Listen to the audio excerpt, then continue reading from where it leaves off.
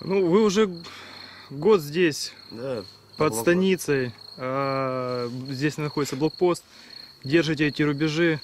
Какой настрой и что будет со станицей все-таки? Ну, Смиритесь? станица будет наша, уходить отсюда не собираемся. Никто, тут все сказали, что будут тут до конца стоять.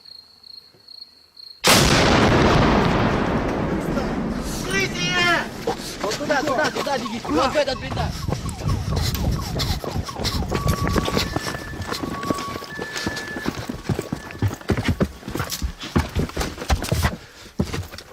А что это было? Это взрыв? Это обстреливают, да, вас? Да. Обстреливают. Да. Перемирие соблюдать.